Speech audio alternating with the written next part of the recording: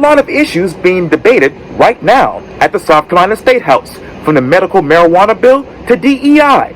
I talk one-on-one with State Representative Gil Gatch of House District 94 for this edition of Quintin's Close-Ups. And if you haven't already, subscribe to my YouTube channel and like Quintin's Close-Ups on Facebook. State Representative Gil Gatch, welcome back to Quintin's Close-Ups.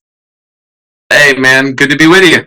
Oh, I appreciate it greatly. Needless to say, you are a state representative, a Republican for District 94, which is Charleston and Dorchester counties. And I know that you have been in the State House now for the past 2 years. So tell me, State Representative, what's new, what's now with District 94? Well, District 94, not a whole lot is new, which is some people would say is a good thing. One of the great parts about being a conservative is part of our job is trying to restrict government growth.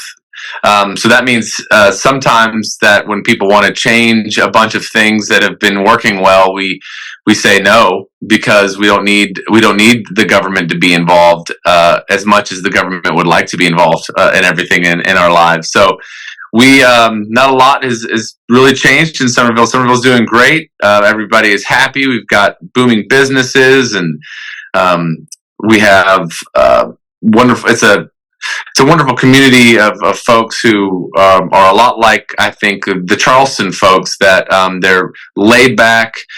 They want people to basically stay out of their business in a lot of ways. You know, and what I mean to say is, let me keep my money and let me do my thing my way. You could say it another way. Stay off my back and out of my wallet. You could say it like that.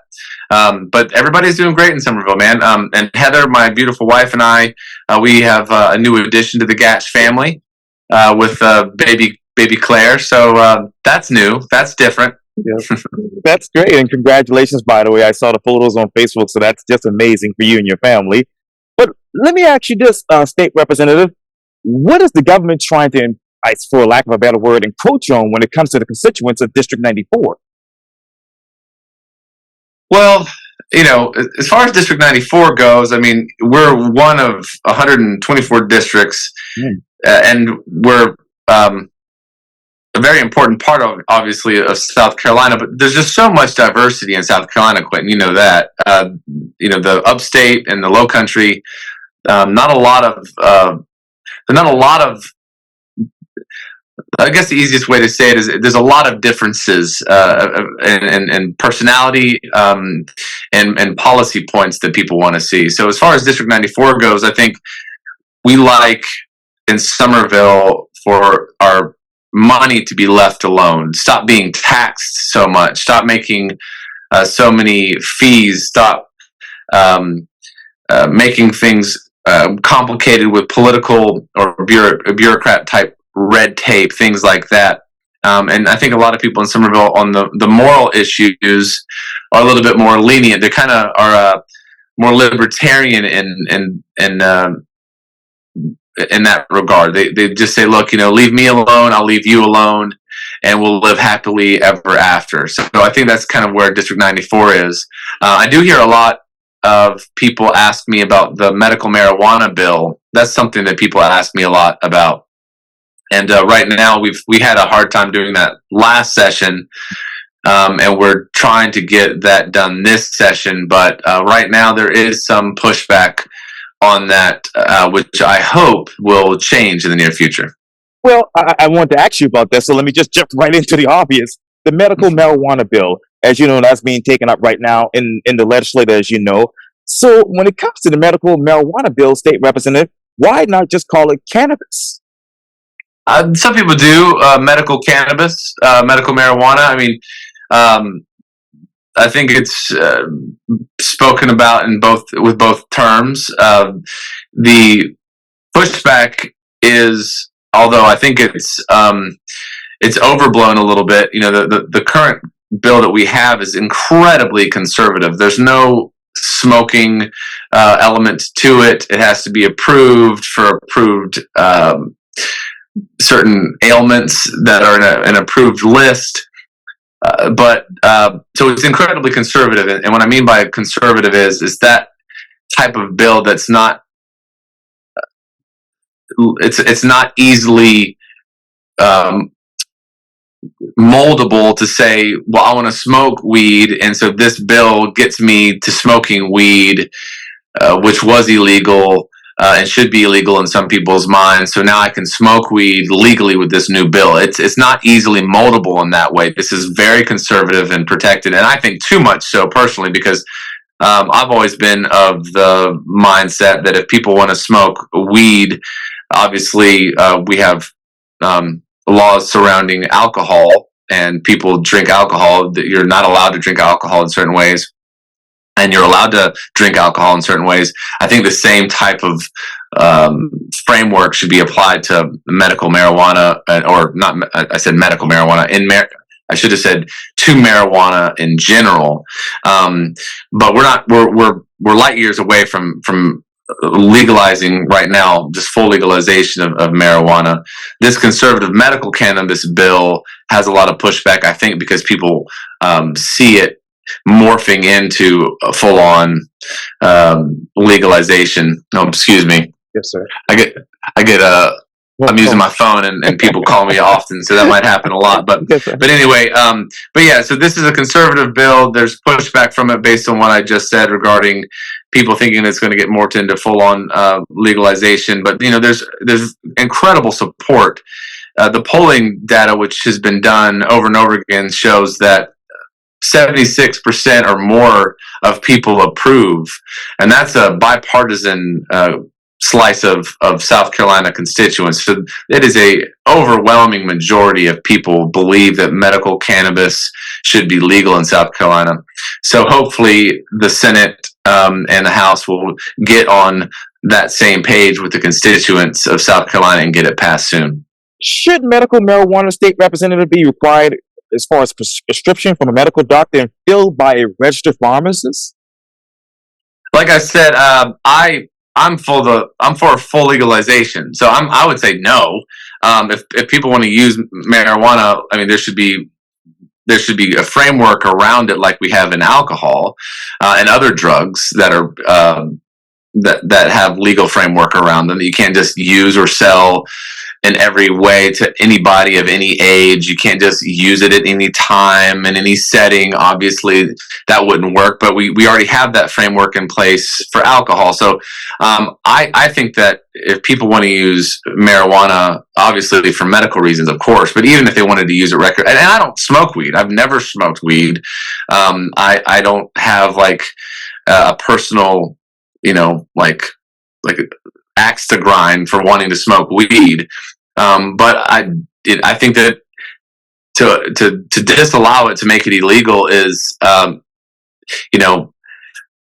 me, it just doesn't make sense. I mean, I feel like if we're America, we're free people in America. If people want to have a drink before they go to bed and they can legally, I don't understand why they can't have some type of marijuana product before they go to bed. That's just my personal humble take on it.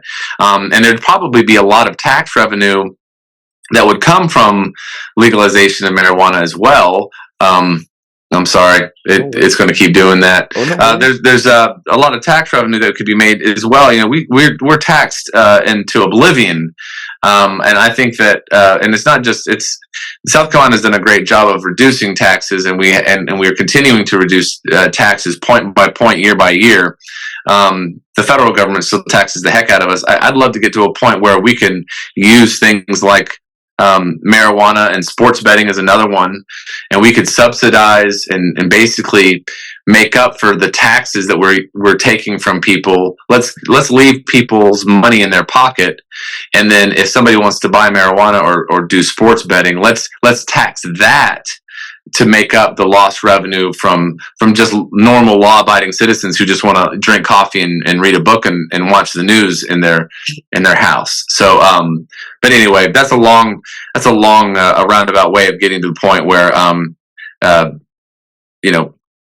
I don't think, to answer your question, there should be a whole lot of restrictions for medical marijuana. But yes, I would not be against what you said, having a prescription. So I don't know if that answers your question or not, but no worries. Hey, Quintin's Close Ups is all about this in-depth interview. So I don't mind you talking in depth about that. But let me ask you this, then. So how should the state take advantage of the tax increases from this? Say that one more time, man. I'm sorry. I'm going to Oh, get no calls worries. after calls. I apologize. Oh, no worries. I I can should wrap it up. probably use my computer next time. Go ahead. Say that again. No worries. But how exactly should the state take advantage of the tax increases from this? How should the state take advantage of what? The tax increases from, say, this medical marijuana, bill if it passes. Oh, I mean, that's in a hypothetical world. I'd love to use all opportunities of taxing. If somebody indulges in something, that's fine. Indulging in, if you want to grab a really nice bottle of bourbon, let's say, that's fine. I mean, you should be allowed to do that.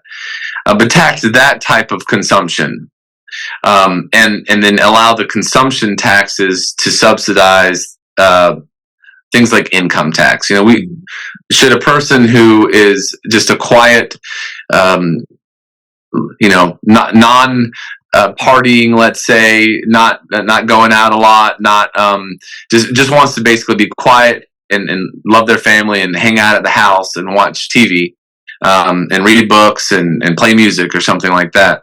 Should that person be just taxed because they make a living in South Carolina? I'd love to see a day where we don't tax at all income, or at least tax income so little that that people are keeping the money that they earn, which is, it's a hard world out there right now. Everything costs so much money.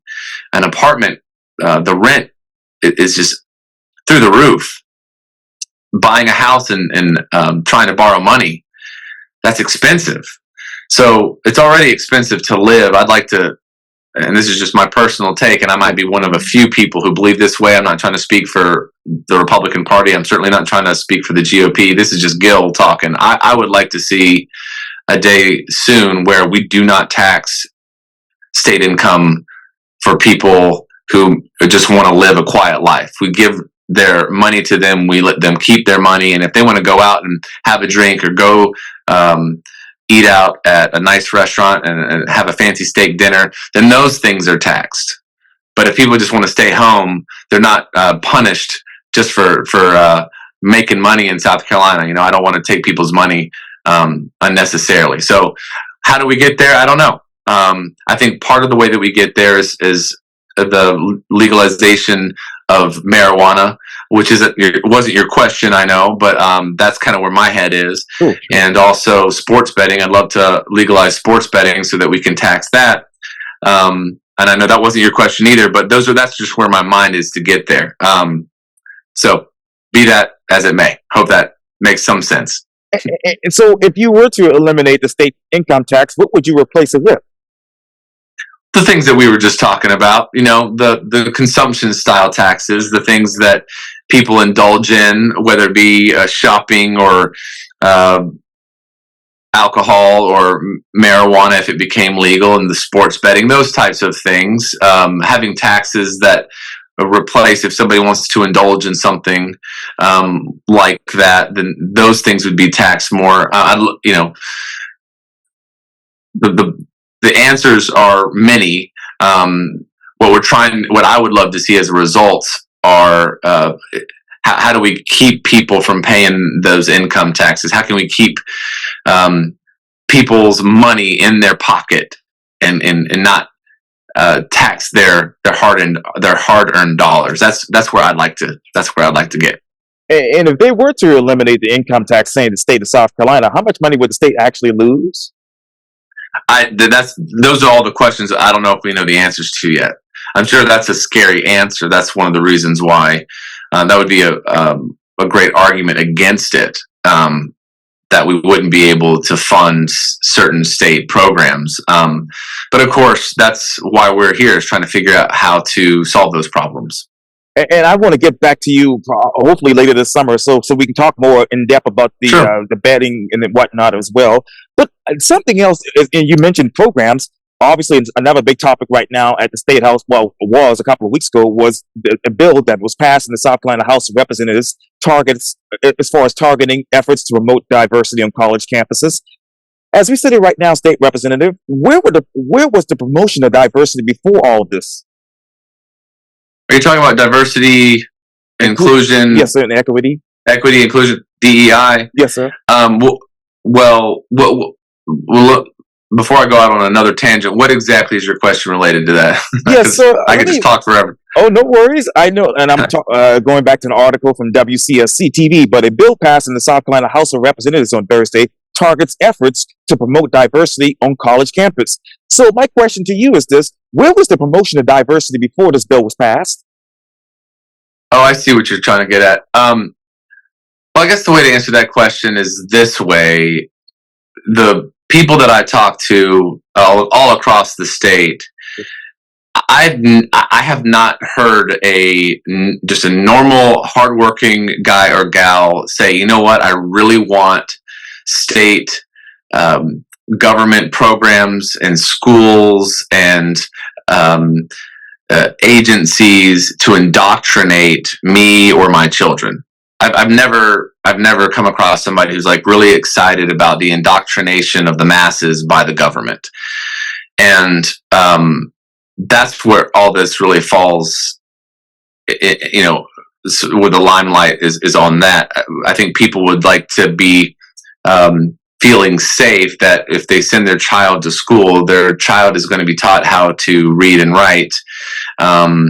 And how to add and subtract, and not be taught about, you know, one race is less than the other race, or one race should feel bad about what happened in the past, or the feelings of transgender ideology, and do I feel like a boy today or do I feel like a girl today? You know, all of that is completely ridiculous and unnecessary in my mind, and in the minds of so many people in South Carolina as it relates to the government. I mean, why does the government need to be telling us about those things? Why can't we learn about foundational principles, first principles, things that are going to help raise the tides for people in the job market one day, and allow parents to do the moral teaching, you know, the what's right and wrong,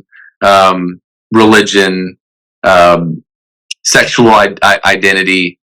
Let the parents be the ones who are in charge of that. So I think that's really that sort of debate, if you will, has really been at the forefront on a national scale here, and a lot of the South Carolina public is against it, and they want to make sure that our tax dollars that is their money that we tell them they have to give us. We're taking their money, or else we throw them in jail. We take their money from their 1 second, man. Yeah, no worries. Their I gotta hide the alerts on this. I got people texting me like crazy. 1 second. I'm so sorry. No worries. So yeah, we tax people and we take their money, and then they're concerned about what we're doing with that money. Is, you know, obviously it's important that what we do with the money is transparent. And if we're funding programs in schools that are teaching, and teaching is really maybe the wrong word, indoctrinating their children with all of these offensive and just offensive is also the wrong word. I mean, just sort of doctrinal ideas about moral principles that are in the parent's mind, not for the state to say. I mean, that's kind of where all this is coming from. So, I mean, I get it. I think that the moral stuff, let the parents instill moral values in their children, especially as it relates to sex and gender, racial things as well. I mean, we don't need to be pitting races against each other at schools, or teaching about how one race is superior to another, and that another race is inferior to another, and that one race should feel bad because, I mean, you hear these stories all the time about how kids who are of descent from white families are being made to feel guilty because their ancestors had slaves. These are children. It's not. First of all, we should let the parents be in charge of that. Maybe even the church, places of worship should be in charge of that. But the schools need to be taught. The schools, we don't need the schools teachers to be instilling these moral values and into children like that. So anyway, that's kind of the issue, and I understand and I agree that the DEI style funding DEI is something that I'm not for either. If somebody in their house wants to do DEI with their kids, it's totally fine. If a private school who's DEI in their private school education and parents want to pay money for their DEI private schools, maybe that's fine too. But for public entities and universities and schools to be funded by taxpayers and to be indoctrinating children, I just don't think that that's probably a very good way forward. And I think that the majority of the South Carolina citizens feel the same way. And so, in your district, District 94, is there any evidence of indoctrination there? I mean, when I was on education committee my first 2 years, we saw boatloads of evidence, especially in the sex gender space. Some incredibly inappropriate material, basically pornographic material that was given out to kids. And I still have a copy of it just in case anybody comes to my office and says that you don't have any evidence. I pull it out and I go, oh yeah, take a look at that. That was in Berkeley County, or that was in Orangeburg County, or whatever the county it is. Each county, there's different counties that people would come and say, this was in my child's curriculum, and they handed it to us. It's horrifying. So yeah, there's lots of evidence of that style thing. And parents have the right to be upset about it. They have the right to be mad about it. And we, as their representatives, should react. And I think that we, as a state legislature, we are acting. So how much money has the state of South Carolina, residents of the state of South Carolina, given towards these diversity programs? I'm not sure if that number is ascertainable, because there's so many ways you can split the pie. Okay. But some would say hundreds of thousands of millions of dollars over the course of years has been used to fund different programs. But looking forward, it's our intention to reduce, or I think bring to zero, the amount of money that's taxpayer money that's going. We shouldn't be indoctrinating our kids, man. I mean, that's just not okay. Let the parents deal with the moral issues. We need to let the parents parent. And State Representative, let me ask you just this question, because I thought about this. How many of those colleges or universities in South Carolina are actually using diversity pledges in their college admissions? And their admissions, Yes, I'm not. I dare to say all of them. I mean, I know that with regards to funding, all of the universities polled did respond with some number of the budget that they do spend towards DEI. I don't recall. I didn't know you were going to ask that question, so I don't have my numbers, but I don't recall a single person or university rather that said, "Oh, zero." I don't think that was any. And one last thing, because I don't have a whole lot more time left, Quintin, but there's one other issue that's really, really important to me, and then I'll let you ask any follow-up questions at the end. But the other thing that's really important to me, and maybe mostly of all the things that are important to me, the most urgent sense of change that just wells up inside of me is when I think about the family court system. The family court reform is something that I believe I'm an ardent advocate of changing aspects of the family court. And we weren't able to get there this year, but next year we need to really take a hard look at 50-50 time for parents who are able, willing, and fit parents. There shouldn't be uneven playing fields for parents coming out of temporary hearings, and that happens almost all the time. Parents who are able, willing, and fit and who love their children should be able to have a 50-50 time split with their kids, and that's not the case right now. That's not the presumption here in South Carolina. Another thing that's really concerning is there's no guidance for alimony. And there's this really sad thing that happens when a husband, let's say, who makes $1 million a year has a wife who makes $0 a year because she's just been a housewife and taking care of the kids. If she commits adultery or even is alone with a romantic interest, she is barred from having any type of spousal support, either temporarily or at the end after a final hearing, because the way that our law is that if she commits adultery or even has the opportunity and inclination to commit adultery, then she's not allowed to get any type of spousal support. But he, on the other hand, he can do whatever he wants. If he commits adultery with everything that walks down the street in front of him, there's no penalty really towards him.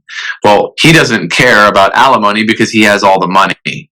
So that's a really unfair playing field to ask parties to try to navigate in through the family court, because the rules really aren't the same as they apply in real life. You know, the restrictions on the wife really feel differently because she has everything to lose. The guy, the restrictions don't matter to him because he has nothing to lose.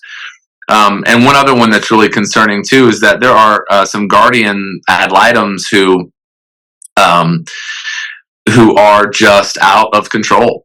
And I think that most of the time, guardian ad litems, I want to be careful the way that I say this, because I don't believe that everybody is bad. I mean, just because one lawyer is bad, that doesn't mean that all lawyers are bad, right? Just because one pastor or one doctor or one mechanic or one fill in the blank, you know, just because there's one out there or a handful out there that's bad, you could say judges, you know, just because there's one bad judge out there doesn't mean that all the judges are bad, okay? But unfortunately, the few who do some bad things really ruin the reputation and just kind of ruin it all for everybody else. So guardian ad litems are kind of in that boat where there's a handful of guardian ad litems that have been operating in ways that are egregious in my mind, biased and unfair and borderlining on not speaking truth, which is you have to maintain your oath in front of the judge. You can't lie. Now people may think that's funny, but we're not allowed to lie. We're not allowed to lie. So we need to have a way that guardian ad litems can feel sort of, and I hate to say it this way, but there's no pressure for guardian ad litems to not screw it up, because guardian ad litems aren't really, they're not under the authority of anybody. Even a lawyer guardian ad litem, if you were upset with me because I represented you and I did something bad, you could report me to the disciplinary council of the bar and they would investigate. But guardian ad litems, they don't really have any investigatory style panel. And that's a problem. We need to have some type of oversight on the way guardian ad litems operate. And I could go on and on. I mean, I could go on and on. I mean, like there's, you know, just the last thing I'll say is, you know, I've seen hundreds of thousands of dollars in attorney's fees be requested for people who make less than $60,000 a year. And, you know, there is no jury involved in that. There's no opportunity for a jury to be involved in that. That doesn't seem constitutional to me. You can go to jail for a year. I've had people, I've had bench warrants issued out on people who violate orders, but there's no There's no jury involved in any of that. Those are the concerns that I think a lot of the people in South Carolina who have experienced it in real life, who are our constituents, they're our citizens. They've experienced these things in real time, in real life, and unfortunately, these kids are the ones who are suffering the most because they're the ones caught in between it. That's what, if there's a headline of any type, I mean, I really want to help reform the family court system in South Carolina next year. That's my biggest number one. In 30 seconds, how many people in your district have actually had an opportunity to get temporary custody of those kids? I don't know how many, hundreds and hundreds and hundreds and hundreds. But the problem is that when the custody issue is that you come out of a temporary hearing, right, you are normally, the presumption is not 50-50. The presumption is usually that mom gets to have the kids for the most of the time and the dad gets them every other weekend. That's kind of normal. Right. But that I don't think should be normal, because what ends up happening is that unless dad can get mom on some egregious violation, like she gets pulled over for a DUI, let's say, with the kids in the car, unless he can get her on something like that, or hires a PI to get her sneaking around and doing something really, really bad, this couple walks into mediation and the dad's the one who's at the disadvantage. I don't think that's fair. The dad shouldn't be at a disadvantage just because in a temporary hearing, the law says that 50-50 is not the standard. So he walks into the mediation with only 4 days out of the month, maybe 5 out of the month, and mom doesn't want to budge. And she knows, and so does her lawyer, that if they go to court, there's no chance that the judge is going to change what's going on. There's no reason to. Everything's working fine. It's been working fine. The law doesn't require the judge to give more time. So what do you think the dad will do? The dad pays for it. At mediation, he goes, I'll pay for your car, or I'll give you more money in alimony, or I'll pay for that vacation. I'll be on the hook for all the college, or, so we end up paying for kids. We end up spending dollars for the time that dad wants, because he knows that the way that the laws work in South Carolina, he's not entitled to anymore, so he has to pay up. That's not a state that I want to live in. And that, unfortunately, is the current norm. So those are the things that I hope, with God's favor and Lord willing, we can move South Carolina into a direction where we're more